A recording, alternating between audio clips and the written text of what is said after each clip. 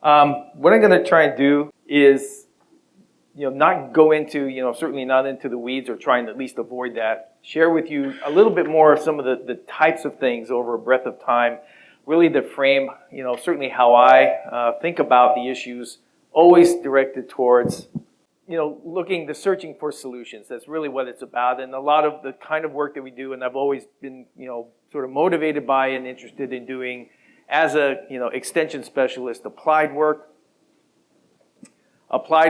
and, helping to understand the nature of the risk or understand the nature of the problem as it related to produce safety, but always trying to search for solutions or things that would support policy standards and practices. So again, we talked about it, I'm sure, quite a bit over the course of the day, but the topic, the issue is really nothing new. I always say my other life coming out of the private sector, as it built grower networks, as we started to get food safety specifications from our buyers, I ended up becoming the food safety person. Wasn't my natural habitat, but they pushed me through the door and then they locked it.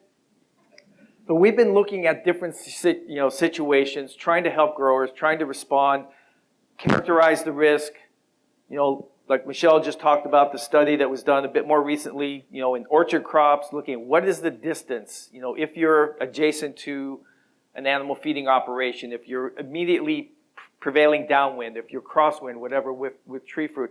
And it doesn't take too many rows of orchards till you drop back down to background. But again, we're not out there all the time. We're not out there every day. We're not out there in every kind of weather. So it's just, trying to understand the different elements. So I wanted to make a point, make sure that we all appreciated that the challenge to arrive at these good ag neighbor practices and solutions is not limited to leafy greens. I know that's the primary topic and the primary focus, but just some examples of things that we've been asked to help out on. Table grapes, carrots, that was more of a water issue than, perhaps an aerosol or other type of vector. Mechanical or animal that's moving it, even, very small, local grown, devastated, when their entire crop was rejected by the buyer because of a certain test that was done that picked up the shigatoxin producing E. coli.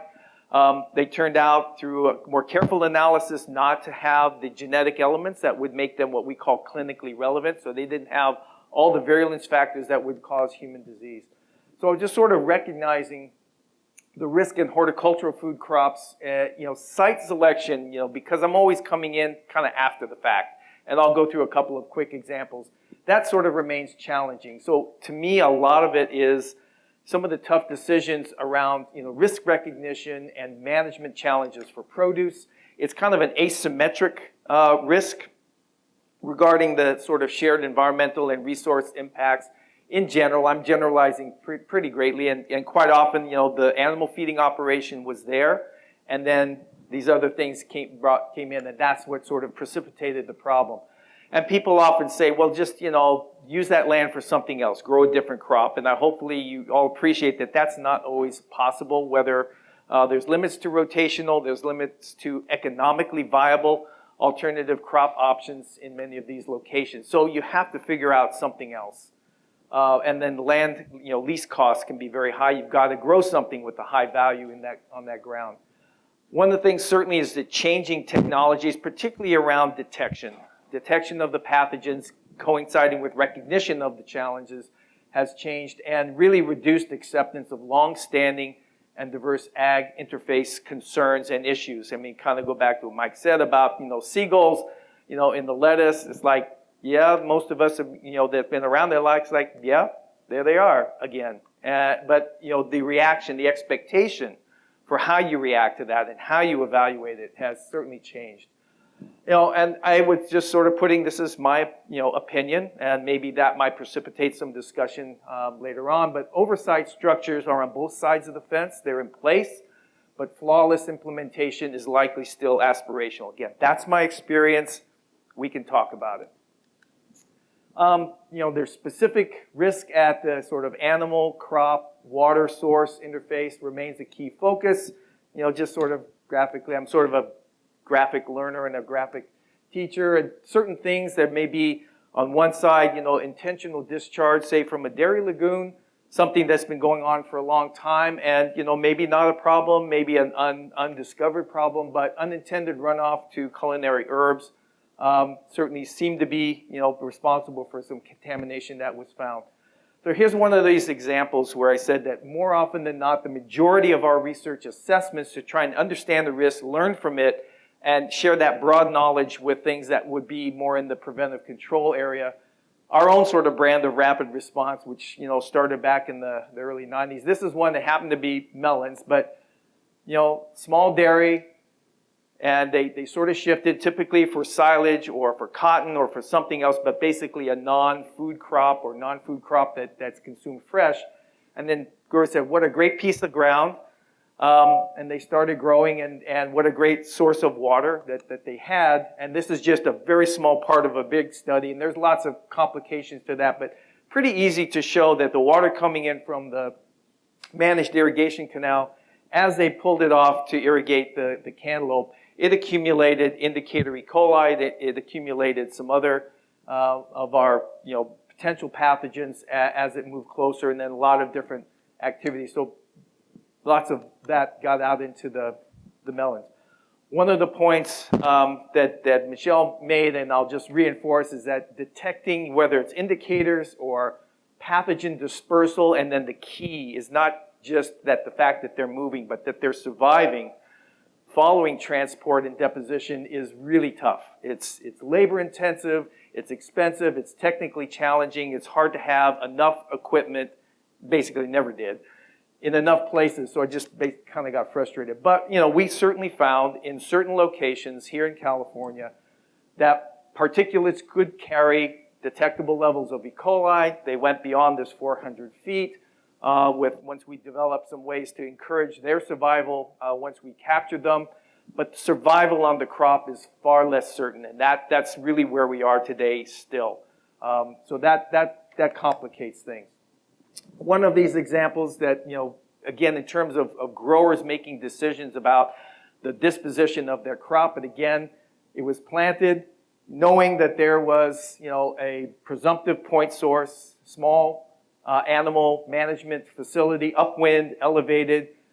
Part of the problem that I just wanted to emphasize is that we rarely have, certainly I've never had the opportunity to measure on both sides of the fence. So no permission to compare what we're finding, these things that we're no 1.5, well, one was 157 for part of it, a different field that's not here, but these other, serious toxin-producing E. coli, the fact that we were finding them in the middle of the field rather on the edge, we couldn't say that with the clarity that it actually came from that source, but certainly suggestive. But you can't test your way to food safety, even with a lot of samples in a different part of the field, all negative, but would you take that risk? Sort of different, another example from our past work, here in California. Again, predominantly upwind from the dairy, but that's where we were given an opportunity. Just the point here is that we only found positives on this baby spinach, which was planted, that section was planted for us in a corner, and never found any good evidence that it was due to bioaerosol or particulate movement.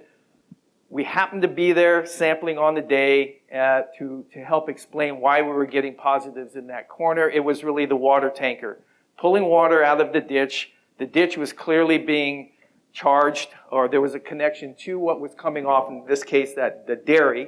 At that time, this was back in around 2007 and 8. Clearly drift onto the baby spinach. I'll just say, we found it there, went to the site, tagged, got back within 32 hours, sampled all across the bed where we got the positive, nothing. That's kind of what we run up against. The other part of the study that was mentioned that happened in Nebraska was also looking at flies. And again, no big surprise that they can mechanically vector it, they can carry it, depends which type of fly, their behavior.